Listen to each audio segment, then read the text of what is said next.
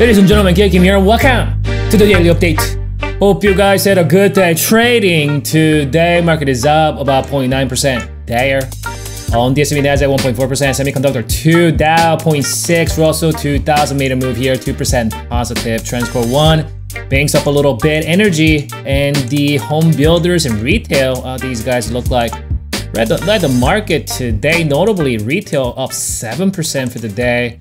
Biotech up a little bit, healthcare down, utilities down, emerging market up a little bit, Bitcoin up, gold, silver miners are down, dollar up, oil up, treasury bond up, VIX is down a little bit. Let's do this. S&P 500 ETF. Spider, 65-minute chart here.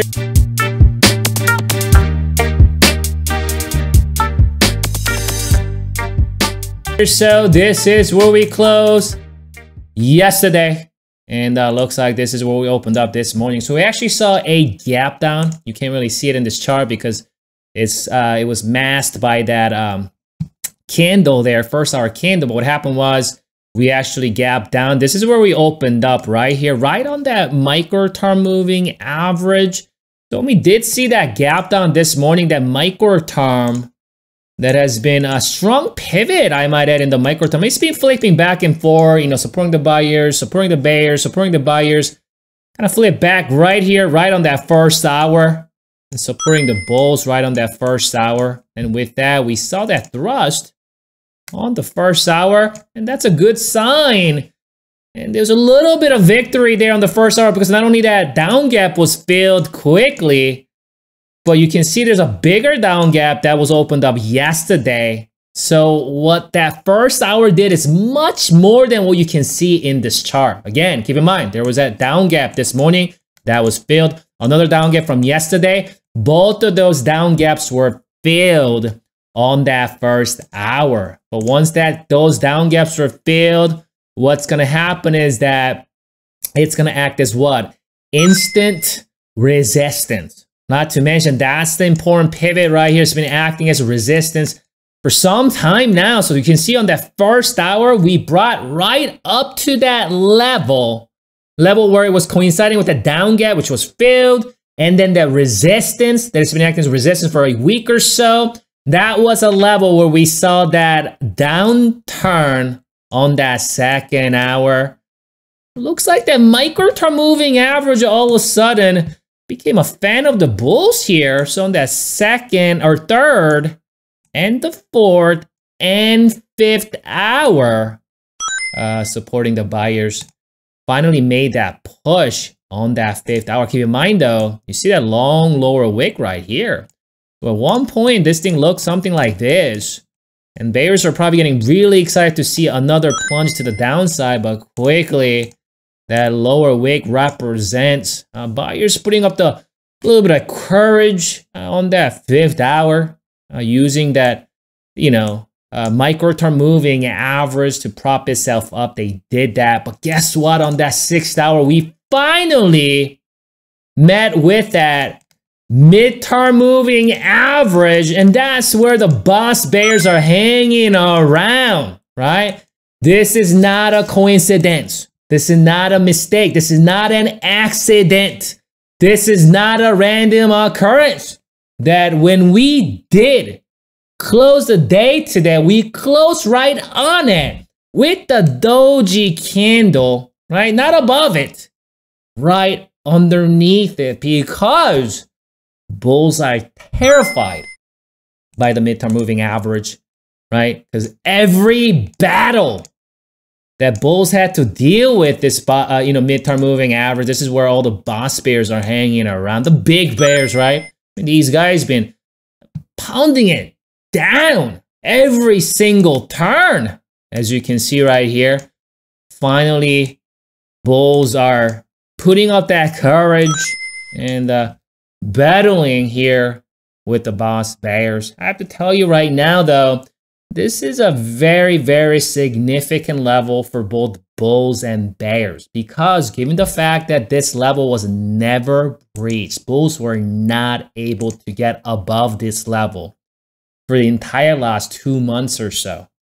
It's a big deal for the bears not to lose that real estate not to give anything more to the buyers, because if the bulls start to find any kind of traction right now, that could starting to look a little bit, you know what I'm saying? Bears could sweat a little bit in this vicinity if bulls can reclaim that midterm moving average for once in the last 2 months. However, if bulls lose this level, bulls lose this battle in this vicinity, they know what happened in the past. Tankage for like 2-3 weeks. And when the tankage did come, it wasn't some mediocre, trivial decline. It tanked. It tanked hard. Let's check out that oscillator. See if we can extract any more information. So we talked about this yesterday. Something changed. Do you guys remember? Something changed right here. Remember we talked about that? And you know, what we're seeing right now, something we haven't seen in the past 2 months or so. You can see right here, premature cross to the downside, tanked, price tanked.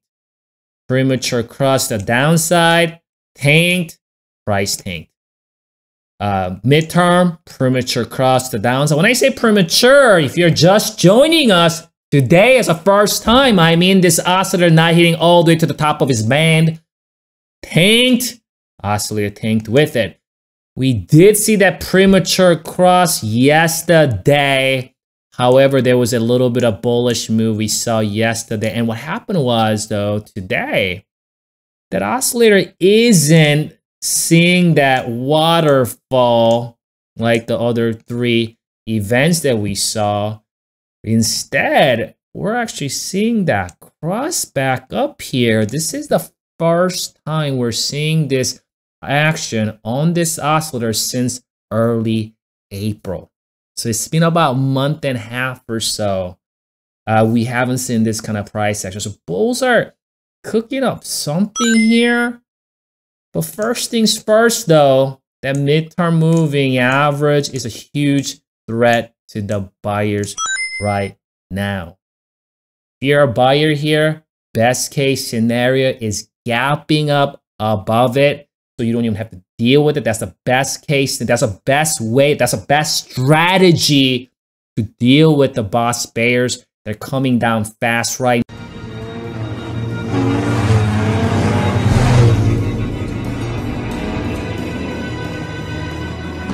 Dog, we got a wolf pack. Johnny Tran, and he's coming your way really fast. All right, we got company. Now, riding that midterm moving average, or at least you can't, like, if you're a buyer, if you're a bull here, you can't be hanging around here too long. This is an important level. It's a dire situation. You hang around here too long, bears know you're gonna be fearful. So you gotta make that action. You gotta make that move fast. Like first 2 hours of a, thrust or gap, it has to happen very, very quickly tomorrow morning, first 2 hours. If you're a seller here, if you're a bear, you're a boss bear, you've been like shorting the hell out of this market every turn on that midterm moving average. What you need to see is some crazy down gap. You can see right here, down gap, boom, down gap, boom, or just straight tankage. We're talking tankage entire day, like 2 to 3% down day, but no like dostling around, no hanging around, none of that BS. You just gotta bring it down. So this right here is truly gonna be the make or break level for both bulls and bears, right? Bulls, you must win this battle if you wanna survive the month of June. Bears, you do not wanna give any real estate to the buyers. This is your chance, and bring it down, and bring it down. I'm gonna come back for you. We'll reassess the situation. Enjoy your evening and go train tomorrow. You're gonna win. I'm gonna win.